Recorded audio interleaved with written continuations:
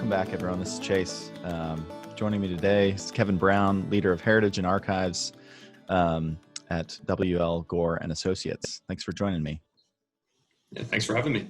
Yeah, it's great to talk to you. We've talked once before, just really about archiving in general, especially for the outdoor industry, and I think your journey into this field is really interesting. I wanted to learn a little bit more about how you got into it. Seems like there's typically a clear path for people who want to get into museum curation and work in archives, but I feel like not as clear of a path if you want to work in corporate archives. Maybe there is, but I kind of want to dive into that. Considering in the outdoor industry, there's not a lot of trained archivists. You know, in most cases, it's someone who's been at the company for a long time, who just knows the materials and has, you know, maybe it's part of their job, or maybe it's a side project for them. Few companies have someone like yourself, or, you know, a team that's dedicated to preserving the history and heritage of the company. So it's always interesting to learn about the origins of your position and also your interests and how you came into this space. So maybe to step back, what led you to kind of museum curation, archival work? How did you get interested in that as a, you know, a career? Yeah, so that's a good question. So, I mean, going back, I think I was really pretty heavily influenced by some teachers of mine, history teachers of mine back in high school, really. So I knew going into college, I wanted to pursue history as a degree. And as I was going through, you know, my undergraduate work, you know, the academic side of history was very interesting to me, but I took a couple of classes in material culture and archaeology, and I did some archaeology work. And I really became interested in sort of the public history side and the history of objects and things and human experience, as opposed to maybe some of the more academic ideas about, you know, social, cultural issues and things like that at a very high level, sort of more political type history.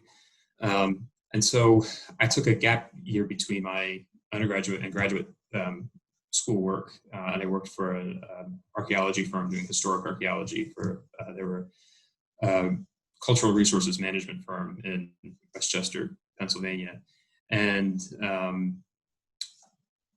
through doing that work, I kind of realized, you know, I wasn't sure if I wanted to go into archaeology or if I wanted to kind of have my options open and move more into the public history space, museum space. So when I went to the University of Delaware in their master's program for U.S. history, they also have a really good museum studies certificate program at the graduate level.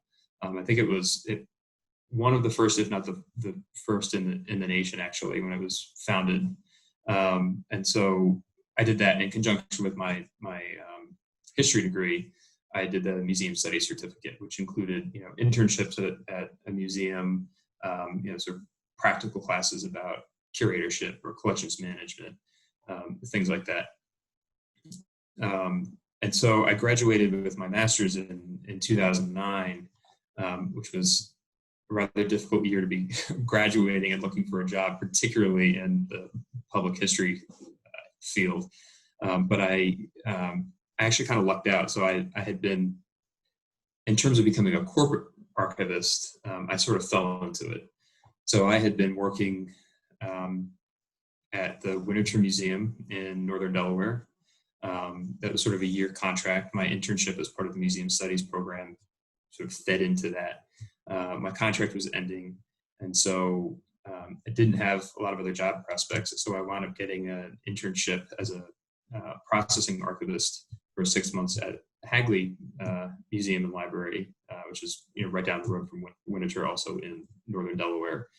And Hagley particularly specializes in the history of business and technology and industry. So the bulk of their archives and manuscript collections are company history related, business history related, things of that nature.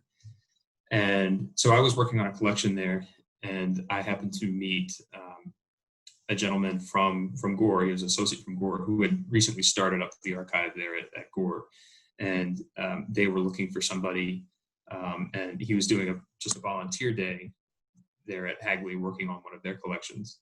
And I met him, I was introduced to him, and I really just kind of fell into it in a way, and came into it that way.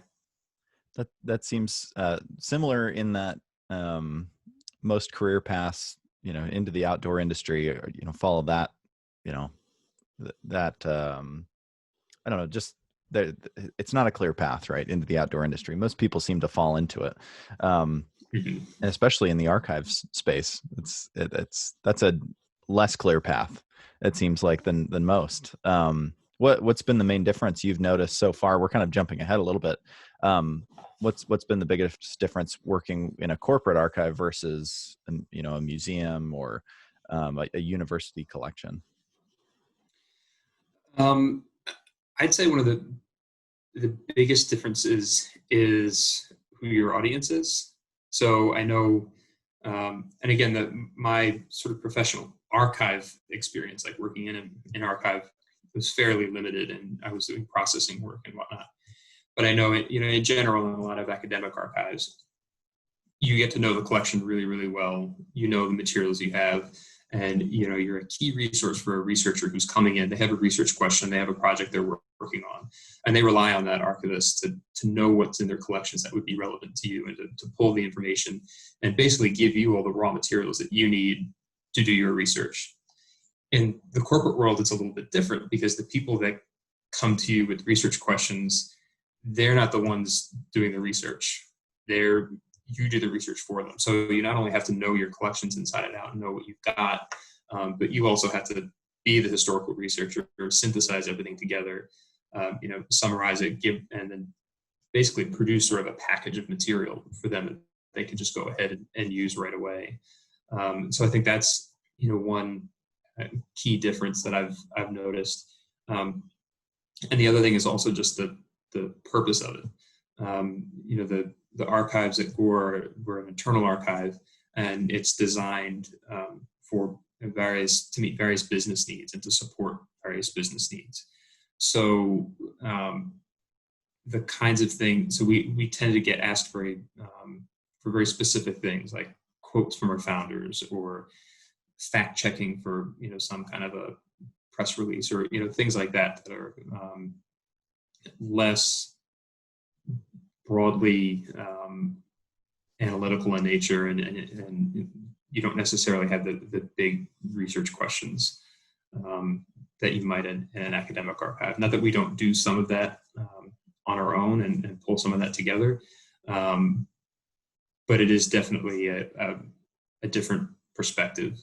And I think one of the other, I don't want to say challenges, but things that we need to be cognizant of too, is part of our role is also to advise the associates at Gore that come to us looking for things, to dig a little deeper and find out what exactly do they need, and why do they need it. Because someone could come to you and say, hey, I need a quote from Bill Gore, our founder, around such and such a theme or such and such a topic. And we might find some, and they say, hey, this is really good, but I'm going to tweak it a little bit, just to make sure it really fits what we're doing. And we kind of have to, they're not historical researchers, they're not historians, and we kind of have to, advise them on what's the proper way to apply this history, because we want to make sure that this is, genuine, that we don't treat it disingenuously. And I know we at Gore believe very much so that, even though we're, a corporate archive, and we do use the archives in a way to promote different things about Gore publicly, we want it to be genuine. It's not the company's propaganda. So there is a bit of that kind of role in it as well. Right. What is it about primary documents, objects? What is it about these materials that's really caught your attention? I feel like I've caught a little bit of that bug working with our own archive here at the university, and seeing, really interesting print materials come into the collection that we're now preserving. There's something about, finding a donor who sends you like some material that was in a box previously, in someone's basement or in a closet, and now it's preserved at the university, and you can then preserve it and help other researchers or whoever's going to study and use that material, then make it available for more people. For me, I've kind of caught that bug, that interest in the primary documents. There's such valuable resources.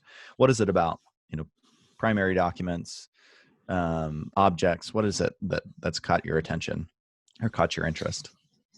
Yeah, so for me, and this, I mean, goes back even to the times when I was working in archaeology as well. There's a tangibility to it that I really like. The idea that here you're holding something that somebody who's long gone has interacted with in some way, and a lot of times it tends to speak more to their everyday life than to something more abstract, like abstract ideas or things like that. Now, Gore is a much younger company, so it's not necessarily that profound in terms of, hey, this is something that someone 300 years ago was interacting with, but there's still that tangible interaction with it and that tangible connection to the past that I've always appreciated by having that in front of me. In fact, it's funny because now, even in terms of our marketing materials, so much of it is born digital, and we're trying to figure out how do we best preserve all these digital documents, and they're primary sources too, and they're important and they're great and we need them. But there's a part of me that's just like, I wish it was in my hand, that I could actually hold it and feel it, because for me that makes a big difference. Yeah, it definitely feels different. We've been working with some different donors on collecting some corporate some letters between companies, and it's got company letterhead on it, and it's got someone's signature at the bottom. You just don't get that in an email. I mean, you do, but it just doesn't feel the same, and there's still a need to preserve those digital archives, and there's kind of an added challenge, I imagine, for you to do that. I imagine that's an interesting part of your role, is while you're actively collecting, I imagine, print materials that are out there. I'm sure you're always looking for items. You also have to preserve everything that the company is producing, and I'm curious, how do you do that? And maybe you're still figuring some of that out as well, but what is it like to be managing the collection you already have while also trying to bring in print materials, as well as trying to preserve things digitally? What does that process look like for you, actively going out and trying to collect as well as preserve digital collections? Yeah, so it's I mean, you're right, it's difficult and we are still learning at this point. One of the issues that we have, and as a goal for us, is the archives are only as good as the materials that come to us. And at Gore currently, we don't really have a set process. We're not in anyone's process tree for things to necessarily funnel to us automatically. So a lot of it is us having to reach out specifically to ask for materials, ask people to give us stuff. So that's one problem, is that we don't necessarily know what all is out there in our different businesses and different divisions. Excuse me. So what we have done is, especially kind of reaching out to marketing folks and things like that, and they have their digital asset management systems where they have their advertising literature and things like that they can send to us, and then we sort of keep it in a really sort of, right now it's network folders, and we're figuring out better ways of handling it, so then we can take them into our collections management system.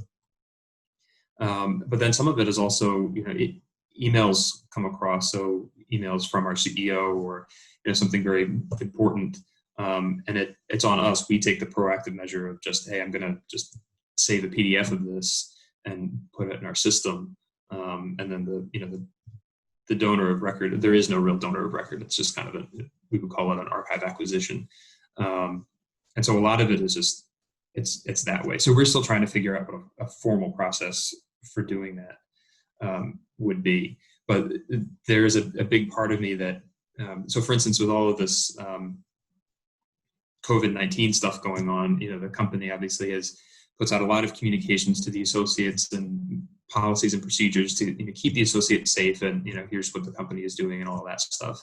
And so trying to keep track of all that stuff and capturing all that stuff, because this is a major historic moment, not for Gore, obviously for the whole world too, but see how Gore is responding to it internally. So we're trying to capture all of that stuff as it happens, and at this point we don't have a real process for it other than let's get it while we've got it, stick it in a folder, and then we'll figure out how we want to process that sort of digital collection later. But there's a big part of me that also just wants to at some point print all of it out, put it in the archive, the acid-free folders in those archival boxes, so we have them, because just again going back to that physical collection, I mean that would probably, most people would probably think that is a waste of time, waste of paper, waste of resources, and it may be, we may not do that, but I think that the digital thing is something that we're still grappling with and feeling secure in maintaining and preserving those digital collections. I imagine that's a challenge that a lot of companies that have an archivist are facing right now. It's like, how do we collect and how do we preserve those digital assets? And I think it would be a great topic. I think we've talked briefly about some kind of conference of sorts that's focused on outdoor industry history and archival work. I think that would be an interesting topic for archivists to get together to talk about. Okay, in this new age, how do we preserve all these materials that we're producing every day in a digital format? It'd be interesting to see who else is doing it. Who's thinking about that, like you are, and what are the processes that exist? I imagine that Nike, Levi, some of these companies that have been doing archiving for a while, maybe they've dabbled in that. Maybe they've got a process down, and there's some lessons to be learned there. So definitely something that I'd be interested in learning more about. But I think what you mentioned about collecting, especially in this age of COVID, this really historic, significant moment that we're in.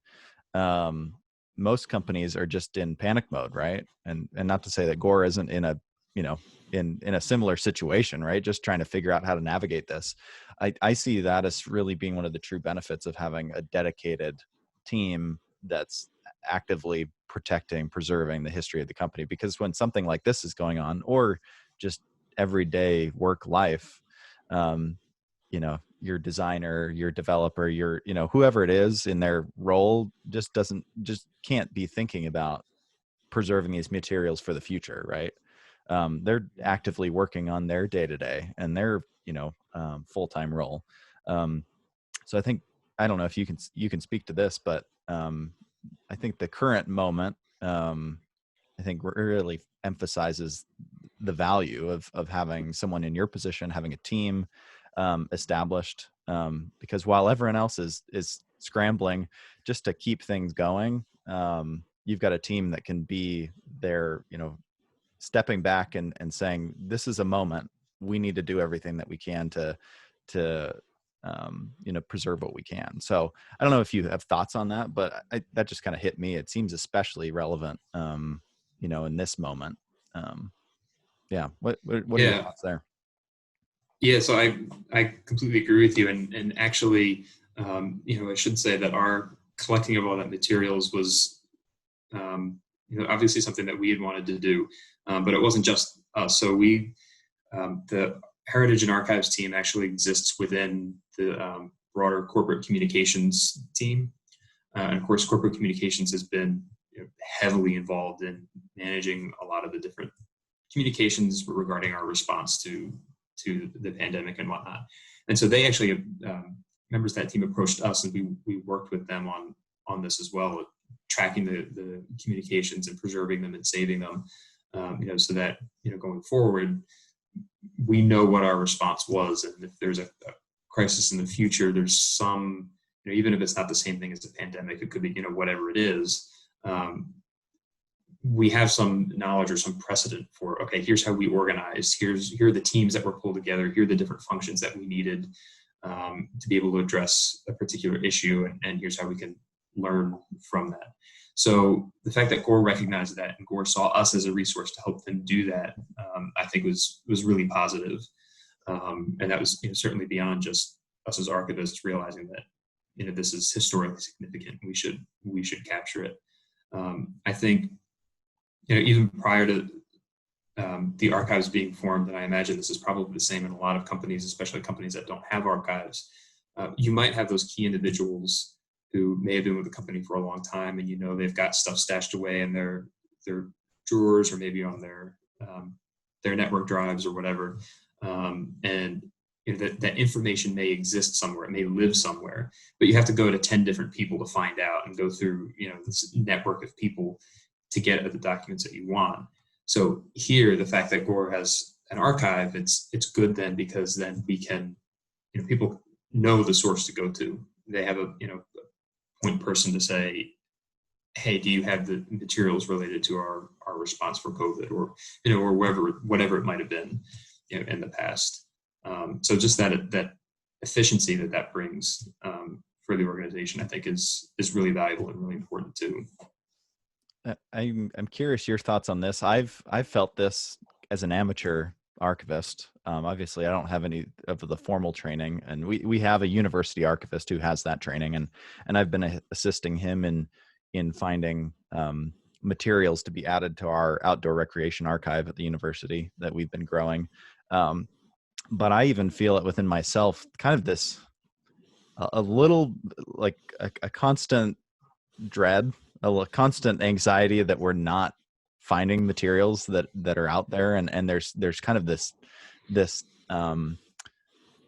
there's a timer going off in the back of my head that, oh, we've got to find these materials because they're not going to be around forever. But I don't know entirely what all of those materials are, kind of like you said, right? There's materials out there, but you don't know where they are. And maybe you don't even know what those materials might be, but you know that there's materials out there to be collected, or oral histories to be gathered. That's kind of where I am with our collection, is I know that there's material to be collected, but I don't know where to find it in some cases. And there's just kind of constantly this timer in the back of my head. You're kind of fighting that, I imagine. It's like when it comes to collecting and on the oral history side, making sure that you gather histories from people, from the early days of the company, or that there's print materials out there that early employees have, but you just don't know how to get a hold of them or find them, or is that something that you run into? How do you balance that so you don't go crazy thinking about all the materials that you don't have? Because you already have plenty of materials to manage as it is, but I'm sure you're always thinking about how do we continue to grow the collection, make it more valuable. Yeah, no, that's definitely always a challenge, and always a thought process. I think no matter how comprehensive your collection is, it can always be more comprehensive. And sometimes what the white spots are, and you can figure out a way to, like, a targeted way to go and fill those spots, and other times you don't, and you may not be aware of it. We've generally been fairly lucky up to now at Gore. Gore is a relatively young company. It's just over 60 years old. It started in 1958, and Gore has a bit of it, certainly for its day, a bit of a unique corporate culture that I think has contributed to a lot of long-term associates and long tenure. And so even when I started at Gore back in 2009, there were still a lot of people working at Gore that were here in the 60s and the 70s, and they had the firsthand knowledge, and they saved stuff. They had materials that they could pass on, and we could talk to them. We could do oral histories, and even though many of them have retired, a lot of them still have connections to the company. Like, they may still have friends that work here, or there's ways of getting in touch with them. So we do have some of those avenues open to us, but that's a lot of work, and there's a lot of people to track down, and you can only focus on that our Fabris collection is only one slice of the archives, and Gore does so many other things. Trying to manage all that material for all the different divisions globally, not even just in the United States, but across the world, it's hard. And you start to think, when I started, it was just shortly after our 50th anniversary. Now we're just over our 60th anniversary. And, the older Gore gets, in some ways, the younger it gets in terms of institutional knowledge. And so we do have to kind of, figure out, okay, how do we grab that knowledge while it's still there, because we have the benefit of the fact that the company's not 200 years old. We might still have access to a lot of those people that were there. And they may still have stuff hidden away in their attics or their garages or whatever. So that is something we think about. And we've done some work towards that in terms of reaching out to people, doing oral histories, and that sort of thing. But it does always weigh in your mind. There's only so many hours in the day, and you have to prioritize. And like you said, we do have, like most archives, a lot of backlog materials we already have that we have to process. So how do you balance all that, and how do you capture stuff now while it's accessible when 5 years from now maybe it's less accessible? Right. So I'm not sure if that really answers your question, other than I agree with you. It's a challenge. You kind of asked another question right there at the end that was leading me into, but how do you balance that? Right. I guess, how would you break down, I guess, every week I imagine is very different, depending on what's coming in, what requests that, from the team are being asked of you. But how would you break down, kind of the workload? Is it, how would you break down managing the existing collection versus processing new materials versus, fielding requests from the team? What does that look like for you?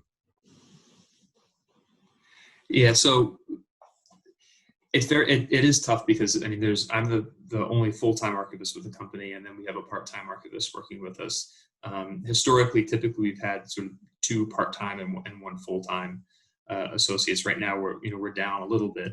But I would say, when I think of archives, we sort of have 2 major work streams. So there's the archival management piece, like you were talking about, which is you're processing collections, you're developing the collections, you're housing them, organizing them, cataloging them, all of that kind of day-to-day managing of the collections. And then there's what we would call sort of heritage communications, being within the communications team, and that's how we're applying these materials to the business, how we're responding to business needs and business requests, and are we putting together exhibits for something, or are we loaning materials out for somebody, that sort of thing. And so the heritage communication piece pretty much dominates most of what we do and the requests that come in. Because those are obviously the things that have more urgency. There's deadlines involved, and we have to respond to them. Of course, it makes it easier to respond to them if we've got more of our collections processed. So it is this constant tension and constant battle. So one of the goals that we had started last year, we were really going to kind of try to hit it this year, but of course things, best laid plans, I think, for everybody, was to really sort of try to take a step back and work on more processing, really kind of get the collections organized and focus on the management piece.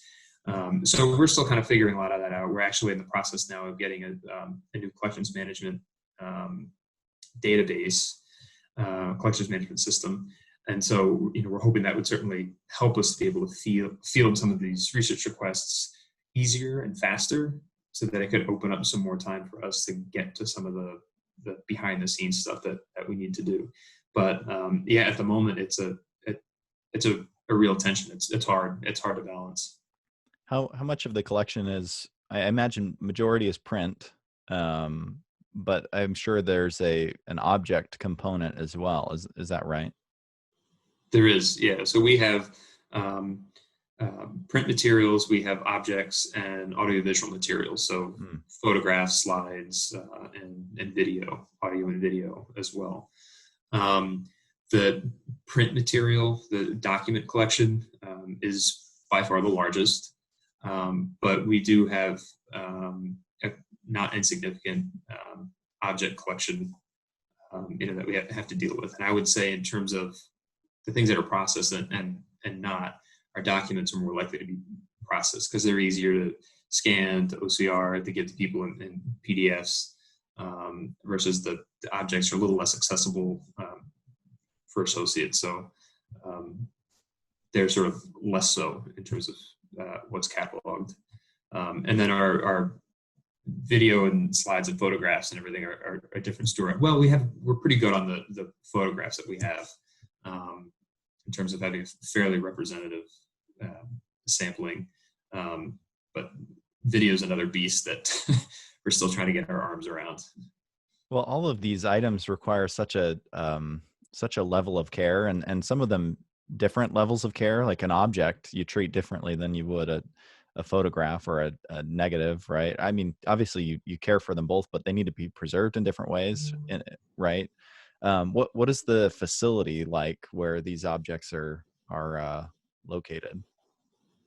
Yeah, so the archives is located. We have a designated space in one of our buildings in Delaware, and it's it's climate controlled, it's secure access. A lot of the things you typically see in any archives. We have some collapsible shelving that we put in, and outside of that, we use your standard acid-free folders and boxes and all of that for our document collection. So it's as secure a space as we can in terms of just the overall environment.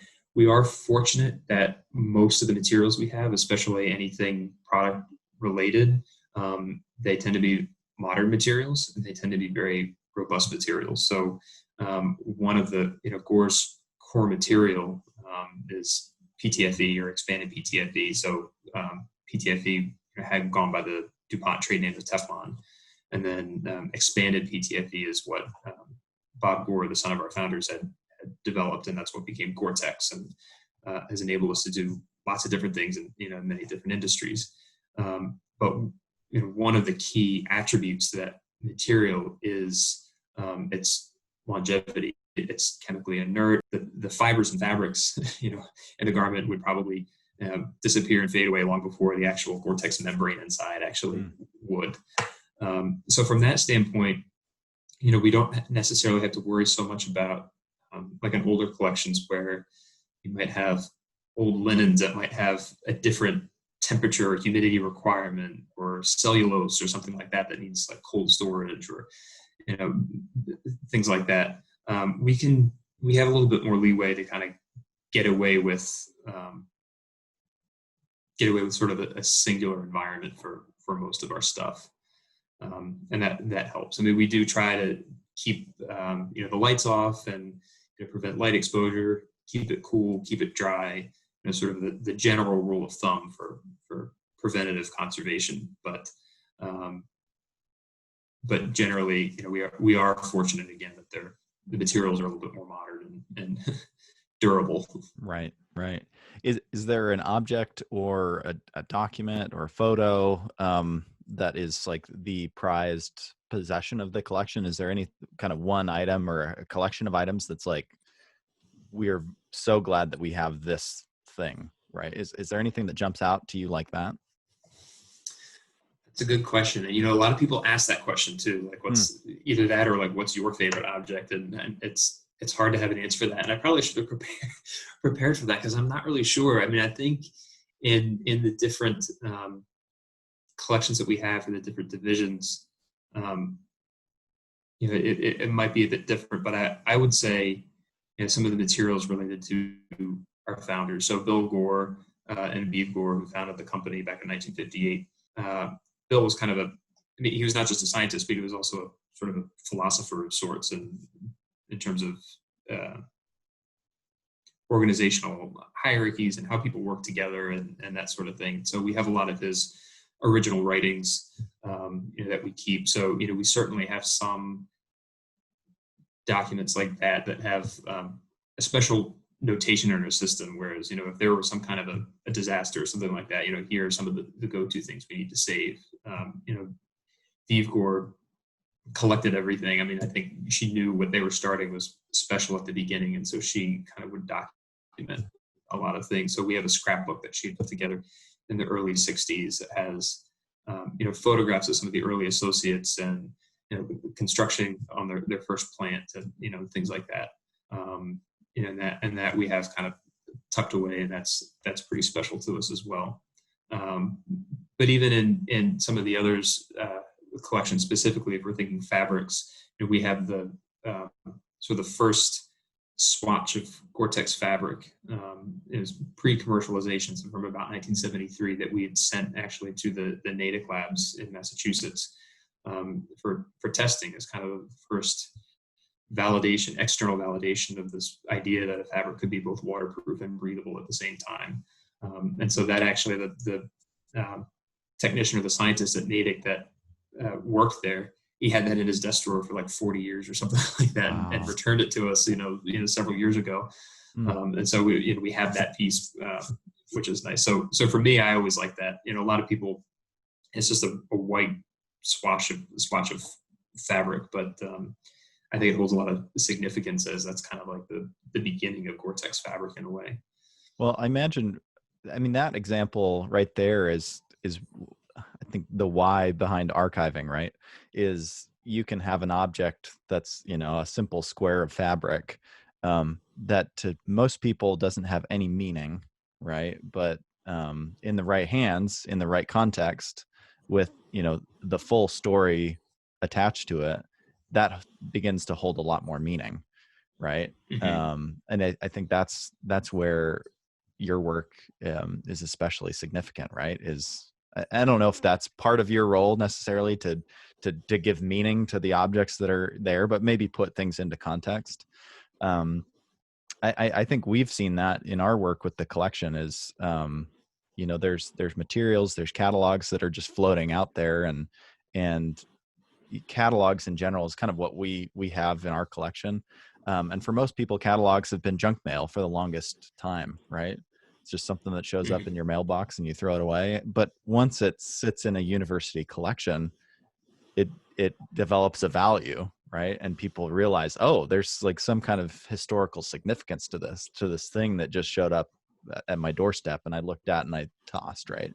So I think I don't know if you have any thoughts there, but I think kind of your collection, the work that we're doing at the university, I think there's an opportunity to associate these materials with like a larger story. Yeah, no, that's definitely something that myself and my colleague Netta in the archives, that we sort of, we do bring a little bit of that kind of academic sense to it, where, there may be people like Gore that don't necessarily care about the bigger picture, or, that's nice, but that's not the primary reason why we have, a lot of the things that we have. But fortunately, Gore is great in the fact that, we have leeway to do that and have some control over saying, we want to preserve these things because they are important, not just to Gore, but, at a societal level. And I think there are, one of the reasons, why Gore's current branding, and it really reflects Gore's philosophy all along about improving life, is because there is sort of this broader context to the things that we do.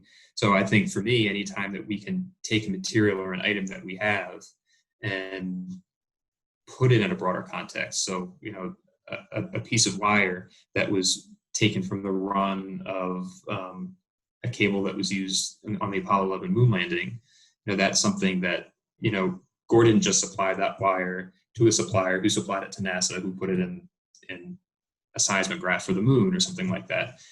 Gore, this sort of demonstrate how Gore has helped enable space exploration over time, kind of taking it out further. So we do like to try to do that and kind of make those kinds of broader connections that maybe people might not necessarily take if they're just going in there and looking at this, sort of inconsequential piece of wire, right? And we do sometimes, we'll have we collect a lot of external media about our products, and we've noticed, especially older papers from the 60s or 70s, we might have an article in there that's relevant to us, but we'll keep the whole newspaper, because for us it's interesting to see what else was going on in the world at that time. Here's slice of Gore's world, and here's how it fit in the rest of the world. I mean, for me, I find it fascinating even to just, you turn the page in and you just see, you know, housing advertisements, how much did a house cost in Newark, Delaware in 1972, or, things like that. So definitely, I think having that broader context makes the archives richer. And I think even for the business, makes it more important, especially nowadays, when businesses, people expect and want businesses to sort of have this higher calling or a philosophy, not to just do, punch out widgets and do things, but to actually make an impact. And how can you make an impact? And so if we can use the archives to kind of show that and show how we've done that over time, I think so much the better. Well, it seems like if you can tie a collection or an object, or if, some of the materials, if you can like tie that to someone at an emotional level, right, they'll engage, or they're more likely to engage, right? I imagine like a past Gore associate, right? If you can reach them at an emotional level, they're probably more willing to engage with you and with the collection, or, a Gore users, right? If you can reach them in that way, or even non-Gore users, I think if you can connect, what you do, what the company has done for years, to their life, or, even if it's not to their life, to something that, I don't know, something like the moon landing, right? I think that's where you develop some kind of an emotional reaction, emotional connection to people that maybe will drive engagement or more interest in the materials in the future. I imagine have you seen some of that? Yeah, I mean, definitely. I think, last year with the moon landing, there was the 50th anniversary of the moon landing that the country celebrated. But we participated in a number of different local efforts, and promoted the work that Gore had done in relation to that. It shows an engagement with the associates too, especially new associates. So one of the things that we've typically been involved with new associates is there's a day as part of their orientation, they learn about the different corporate functions, and there's sort of this showcase. And the communications team is one of the functions that is showcased that tell new associates what we do and how you might interact with us in your job. And we've been involved in that, and we talk about Gore's history as part of that, and we do sort of show and tell. And I think one of the things that is great about that is you can see people have this like aha moment where they're connecting either something that they're about to work on or that they are working on with something bigger than they would think, bigger than themselves or bigger than they would think about. And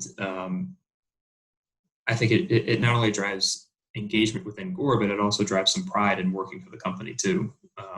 And I think that's one of the other things that I really like about it is when you can show somebody, especially someone that works maybe in a different division, maybe they work in industrial filtration or something, and they don't really know anything about our, fabrics business or something, and then you can bring them into the archives and show them something really cool from all of our fabrics collections that has some meaning to them. They can make a connection. I think that really helps. And plus, I think especially with our fabrics collection, there's such a, and maybe you found this with other people you've spoken to, but there's such a nostalgia factor in outdoor gear. Just sometimes people just going to the archives and seeing all the garments that we have from the 70s and the 80s and everything, there's just kind of an emotional connection right away, just even from their own life. And it means something. So, Well, I think definitely in the outdoor industry, because a lot of, I guess, the true outdoor people, the original, outdoor products users, I think a lot of them probably still have some of their early Gore stuff, right? I think outdoor people in the outdoor industry traditionally, are trying to be more sustainable, and they want gear that will last, and they want something that's of good quality, and Gore has been making that for a long time. And so I imagine, for a lot of those people, they could probably come into the collection and say, oh, I still have mine. I'm still trying to treat it and keep it up and, functioning. So I imagine that's what you'd see. There is just such a nostalgia factor for the outdoor um, um, just the outdoor community. But we've kind of gone this whole time, and I haven't even really asked about the origins of the formal archive. We've been talking about it as if it's really existed, since the beginning of the company. But I think, with it being created formally at the 50th anniversary, right?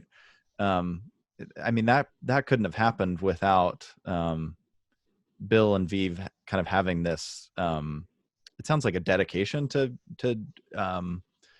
like at least documenting what was going on. Maybe not. It sounds like there was a pretty comprehensive materials from that time, and they seem to both be really good about documenting things.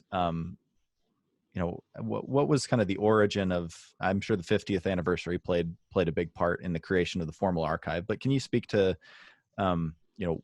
why the company felt like that was important to create a formal archive at that time?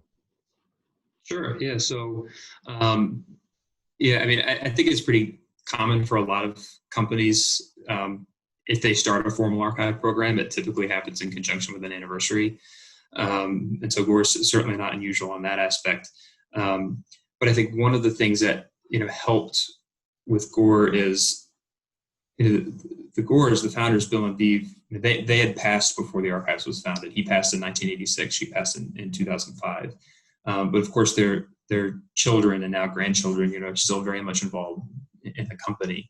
And so Gore, sometimes it was a very fine line between Gore the company and Gore the family. I mean, Mrs. Gore, Vive Gore, she would say Gore Associates are like her extended family. And so I think it just meant, the company meant so much to them personally, and particularly to her, because I would say the things that she kept and that she collected really kind of became the seed collection for the archives. And again, most of it is, the public facing, either foundational to the company's history or public facing marketing literature and, things like that. We don't tend to keep a lot of intellectual property or legal or financial materials or anything like that.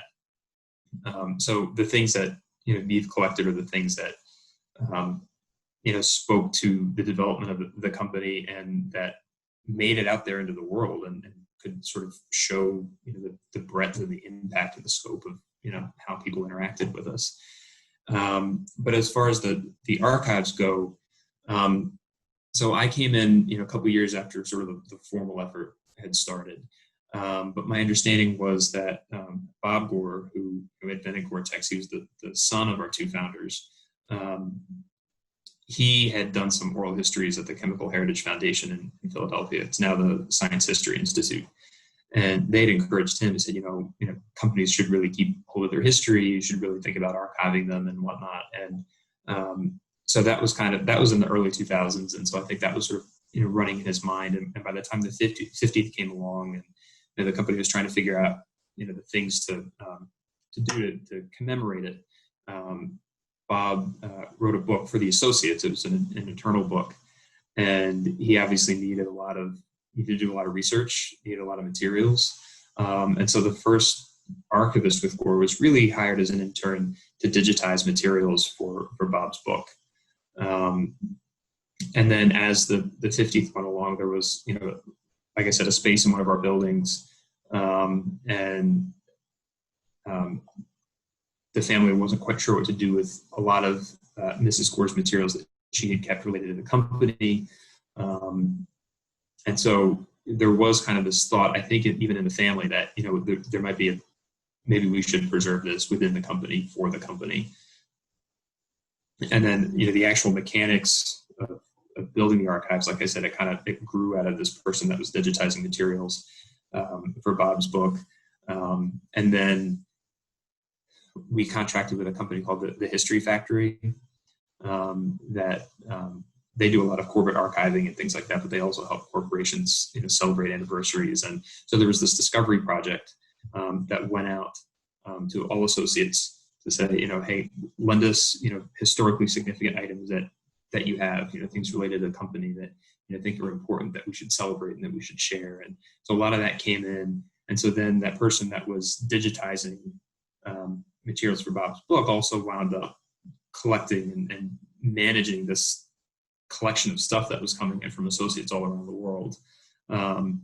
And after the festivities of the anniversary, Gore kind of decided, you know what, maybe we should have an archive. Maybe we should try to keep these things permanently. And so my colleague was actually hired Netta, she was hired a year before me to help manage particularly some of those object collections that had come in from the History Factory Discovery Program, and reached out to the people who had submitted them and said, hey, can we keep these? We're establishing a Gore archive. We'd like to keep them and preserve them, in perpetuity and whatnot. And so it really kind of started there. You had sort of the family's seed collection, and then you had the materials that had come in from the 50th anniversary. And then it grew from there. And a lot of it was from then sort of word of mouth. People would hear about us and they donate stuff to us. It took a while and there's still a lot of people at Gore that I don't know that we have an archive even internally. But a lot of outreach to then continue to build the collection. And then you get the certain people that are kind of hoarders in a way, and they've kept all of this stuff, and then you connect with them, and then they give you all their stuff, and then that's really great. And then you get this windfall of materials and whatnot. But yes, that's how it happened. I would say it's both the event itself, and I think the dedication and awareness of the family to want to preserve this material and to find an importance of it. Right. No, I think that's great. That just a couple more thoughts, and then we'll wrap up. But where do you see the future of the archive? And I guess what gets you up in the morning? What excites you about the work that you're doing and where it's going? Yeah. So I certainly would like to think that the future is bright. One of the things that I'm looking forward to, hopefully in the post-COVID world, is so I'm based in London right now in the United Kingdom. My wife got a job here back in January, so we moved over. But because Gore's a global company, I was fortunate enough that they are allowing me to work remote from London, and I'm now attached to one of our UK facilities. We have 2 facilities up in Scotland. But we have also some major manufacturing centers in Bavaria, in Germany, as well as in Shenzhen, China, and in Japan as well. And of course, sales offices all over the place throughout Europe and Asia, even South America. We also have, in addition to the Newark, Delaware, Cecil County, Maryland cluster where our headquarters is, we also have a large cluster primarily devoted to our medical division out in Flagstaff, Arizona. So we have a pretty wide footprint. Now, our collection, the bulk of our collection has been U.S. centric. We do have some global materials, but they're not particularly well represented. And even when we think about, historically the development of Gore-Tex fabrics, say, we have a pretty good idea of how that happened in the United States and who the key customers were. Not necessarily as much in Europe or in Asia. So, one goal I think going forward, and me being here in Europe would be a help to that, is to start to grow that collection. Now, I don't know if that means we would have an auxiliary collection here in Europe that's more accessible to European associates, or whether it would be a collecting effort and everything gets sent back to the US. We obviously don't know that, but that's sort of my vision, is to start now expanding the global footprint of the archives.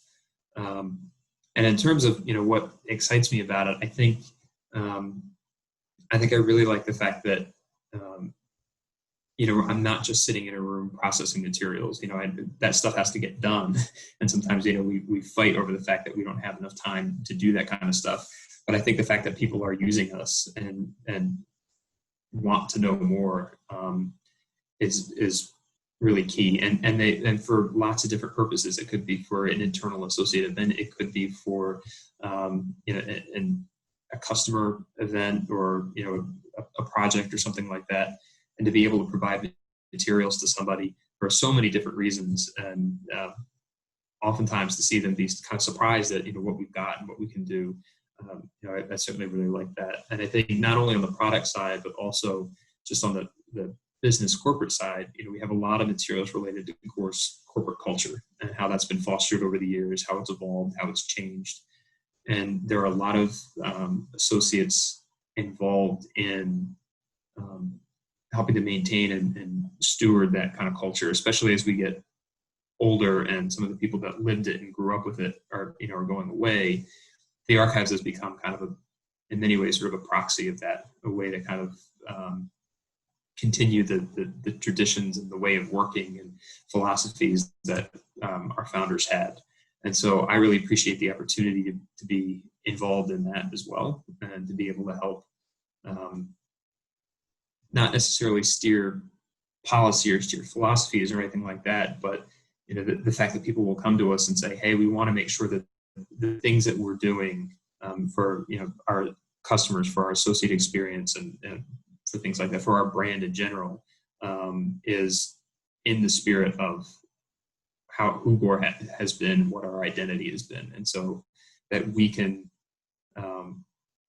show that and demonstrate that and use our collections to further that and make sure that Gore stays tied to its roots.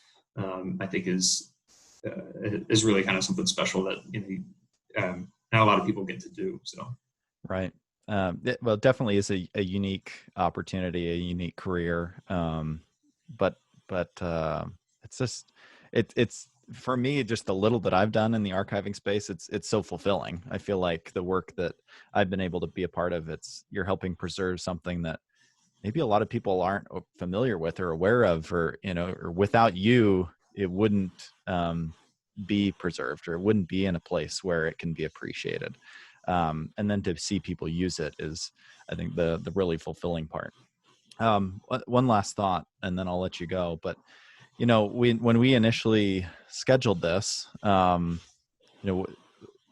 we had scheduled this, I feel like a few weeks ago. We had talked about recording some kind of an oral history with you and talking to you about your work. And then Bob Gore had passed just I feel just a few weeks ago. Just really after we had talked about scheduling this. And so I couldn't go through this interview without mentioning him, his passing, and I think it was really great to see the outdoor industry, kind of the overwhelming tributes from the outdoor industry, recognizing him and all of the work that he did. I imagine that's got to be interesting for you. I don't know how much you can say. There's been plenty of statements from the company, so if you needed to defer to that, let me know. But how has that been? Having someone who's so core to the company pass. What does that do for the archives? What is the connection? What are you going through with such a significant passing? So certainly.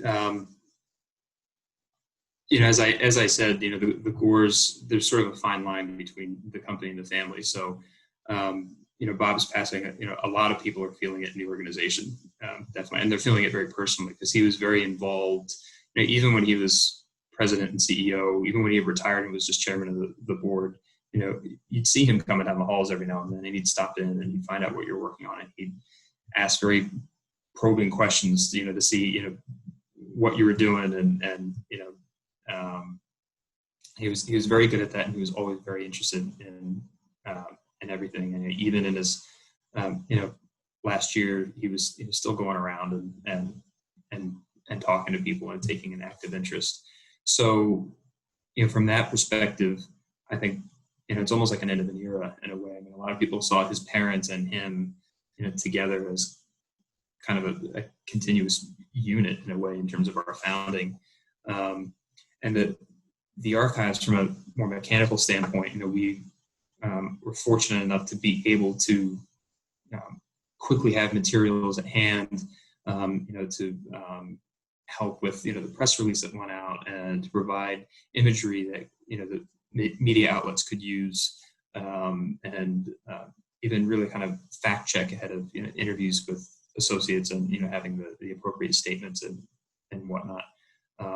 So, that was something I think that was really key, that enabled us to be able to act quickly. But I think, otherwise it is something that, I think I personally, from a personal standpoint, I didn't know Bob real well, but I did have the privilege of being able to work with him on some projects, over the last few years that I've, been with Gore. And I always appreciated how much he appreciated what we were doing and appreciated the archives and appreciated preserving all of this stuff. And he was really keen on looking at what associates are doing today and where they're going. And since he lived so much of the company's history, in his own mind, he would make connections and he would come in and say, associates need to know about this. They need to know, we were here and we did this. And, I think newer associates need to do that. So he was always looking to the future. He never wanted to look at the past or be, dwell on the past. Gore's a technology company. You're always wanting to be on the cutting edge, but he really valued the lessons that Gore's past and our technology in the past could teach us. And so I really appreciated that and appreciated that level of support. Not corporate archives don't always get that level of support, especially from founders of a company or CEOs of a company or whatnot. Very often they're the nice to have or the corporate fat that's the first to get cut when times are tough. And I've never felt like it's been that way at Gore. I felt like it's been seen as an important resource. And again, like I said, it essentially started with Bob Gore. So, I think the whole company is, feeling his loss right now.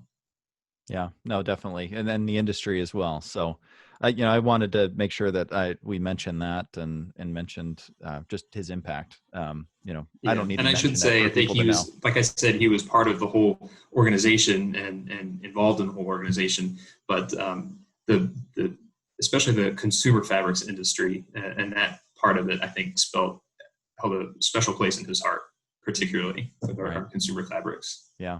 Well, it's interesting. You mentioned kind of that end of an era. It seems like you said, it can go, it's founders or family members, kind of those core members of the company and leadership can either, be the driving force behind the collecting and preservation, or in some cases, some founders, don't want to look at the past, kind of like you said. They appreciate it, they see a value in it, but they're not dwelling in it. And in some, it seems like in some companies, as soon as that, there's that connection is lost between kind of those core members, the company could take a few different directions, right? Culturally, from a preservation perspective, we've seen plenty of companies that, as soon as the company is sold off to some parent company, a lot of those early materials get tossed, right? Because there's no connection anymore. And I think that's where the work that you're doing is special. And it's amazing to hear that the family was so instrumental in creating the collection, because, without those core people, with the company anymore, no longer here, now there's institutional support, right, to continue to preserve the history and the legacy, right? Whereas if that baton was being carried forward by a family member, if that family member is lost, then who carries that torch onward, right? And so I think that's where your work is especially interesting, especially valuable, is there's institutional support so that this history can continue to be preserved, protected, appreciated. These legacies can be viewed and studied and learned about, on into the future. So and I think that's probably a great place to wrap it up. Your work is so impactful, and I appreciate you being willing to share just a little bit about your day-to-day and what you're working on, why it's significant. We could do a whole part 2 just on the history of the company and the family, which I would love to do at some point, but wanted to recognize the work that you do. And we want to share these stories so that other people, hopefully wake up to this idea that the value, the importance of preserving history materials and reflecting upon it. So thank you for taking time. Any parting thoughts? Yeah, no, I mean, thank you for having me. I really appreciate it. It's always nice to be asked and to, talk about the things that I do. It's funny when anyone ever asks what I do for a living, I always kind of have to take a deep breath and like, okay, how do I figure out the elevator speech to this? Because it's not something that, a lot of people have heard of, and it takes a bit to, discuss, but it's definitely, I agree with you. It's worthwhile. A lot of corporations do have archives, and there's a lot of value in it. And I think, as much as anyone can do to encourage companies to document what they do and to archive their materials, I think all the better, because the businesses don't exist in a vacuum. So you're chugging along doing your thing, but it's impacting other people, and you want to remember that kind of stuff. You want to be aware of it. And again, it's not about holding on to the past or looking at the past. I mean, just like I mentioned with Bob, it's about what can that past tell you about the future and where you're going. It's sort of maybe a hackneyed thought, but it's true. It's very true. And that's one of the things that we try to do too, is it's about applying our past to kind of help us get to the future. Right. Oh, that's great. Well, Kevin, thanks for taking time. It's great to talk to you, especially during a busy time. So thank you for being willing to take some time. And I know you've got a lot going on, especially right now. So thanks for being willing to share your story. Sure. Thank you for having me. Really appreciate it.